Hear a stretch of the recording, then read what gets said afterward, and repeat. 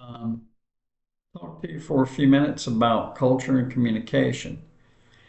Uh, Big link there. There are two concepts that have a direct influence on you on a daily basis, and probably more often than you realize. Particularly now with the influx of so many different cultures. Not that America didn't have a lot of different cultures, but it's more pronounced now, as you well know. Way more than when I was the age of most of you folks. Uh, but nonetheless, it's important to understand this communication aspect of dealing with culture. What is culture? I mean, we all know that. Shared beliefs, values, customs, behaviors, artifacts that characterize a group or a society. That's just basic stuff you already know by now. Culture is learned, it's not inherited, and you absorb it from sources: school, family, media, religion, society around you, whatever the case is. No two cultures are exactly alike. They're generalities. We've talked about that before in the past. General versus specific. But one of the things affected is communication. It's shaped very deeply by your cultural background. So what is communication? It's the process of creating and sharing meaning through verbal and nonverbal messages. It includes spoken language, tone, body language, eye contact, gestures, and even silence. Have you ever had someone that you are relatively close to and they can say some things that just really uh, aggravate, you know what I mean? And it's not what they say, but how they say it. Does that sound familiar to some of you? Yeah, we've all had that experience. So it's not just what we say, but it's how we say it. And then here's a third item: how it's interpreted. Very important, very important point. So let's look at how culture shapes communication. There's several key things to keep in mind. Number one, language and meaning. Words or phrases can have different meanings in different cultures. For example, the word yes in some Asian cultures may not always mean agreement. Sometimes it's just a way of showing politeness or attentiveness. When I was in Japan, uh, the to say domo arigato, that means thank you very much, and doi tashimasu, that means you're welcome. Well, that's the formal way of saying it. I was trying to remember how it was said. But when you hear it on the street, they don't say that formal way. We don't say that often too. We do maybe in emails or something, but somebody does something, we say, thanks, man, or yeah, I appreciate it, or whatever the case is. A very, very informal way. Well, they got the same thing in any language. In Japan, they don't say don arigato. They say arigato ne. And ne, N-E, means yes, or it means right. Thanks, right? And the answer to it was hai, H-A-I. And that's kind of like saying sure, yeah, you bet, or whatever the case is. So this is a politeness thing. And it also shows that you are attentive. Nonverbal, that's key number one. And that's just an example I use. Nonverbal communication, key number two. Body language varies across cultures. Oh my word in heaven. Body language speaks louder than words in a lot of cases. If you give somebody a thumbs up in America, they do something, you go, all right. Don't do that in the Middle East because it means something else. And I'm not going to tell you because it's rude, but you don't want to do that. It in the same venue as sticking your middle finger up here. So it can be, we do that here joking around, but we also do it when we're not joking around. And the same thing's true over there.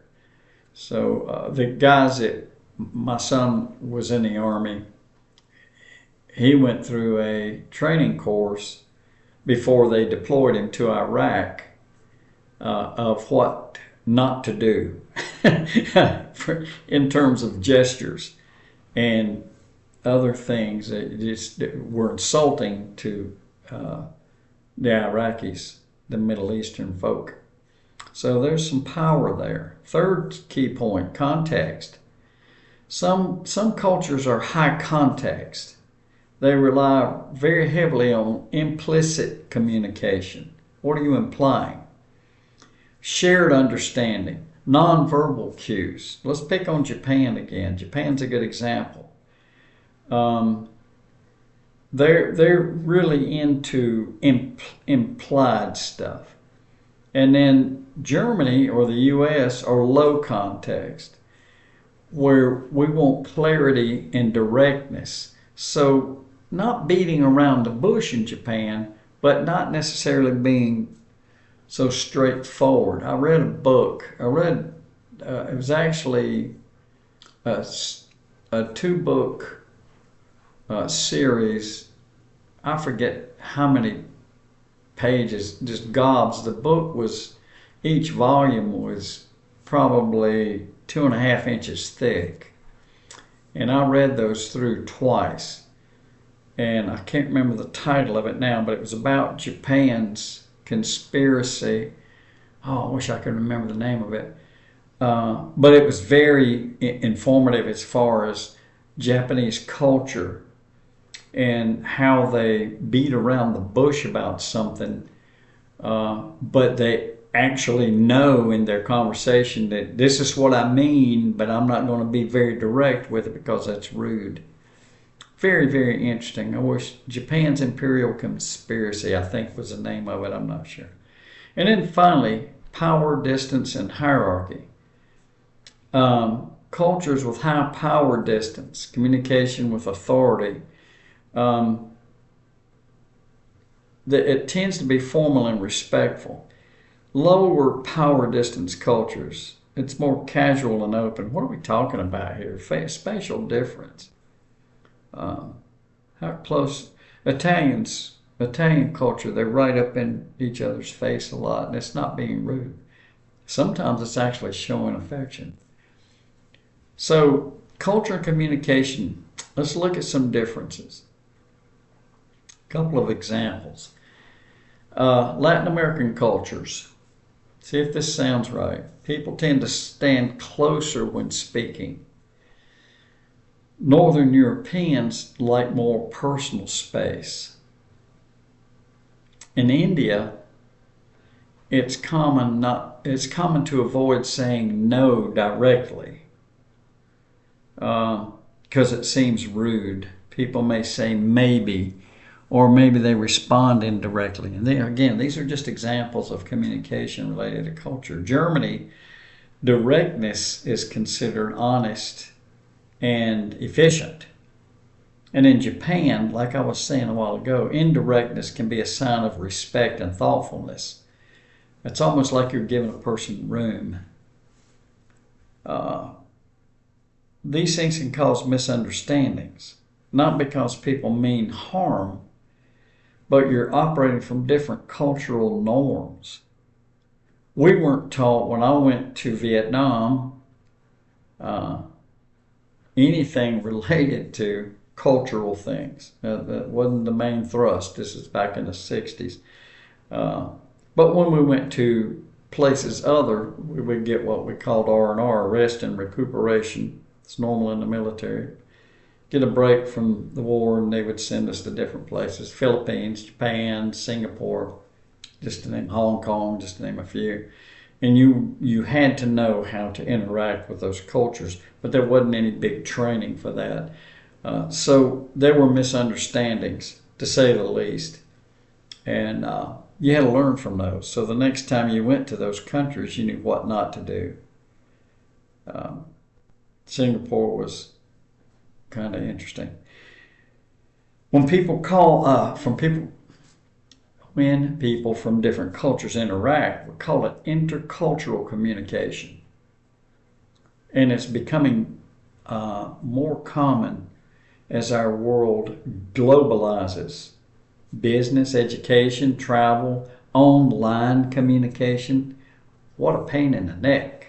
Emails and text messages. Because there's no voice inflection there. There's no facial expression. There's no what are they doing with their hands or what's their body position, etc. So you send an email to somebody, you have to be careful the way you word it so you don't come across as rude, right? All caps or bold sometimes can be taken as offensive. So there's a lot to consider here related to nonverbal communication. Language barriers, different values, making assumptions. That's why you have to be culturally aware. You tend to function from your personal culture, right? The culture you grew up in. And so the meanings are different. So I once called a guy I used a word that we use in the South. I'm not going to tell you the word. It's not an ugly word here. It's actually in the realm of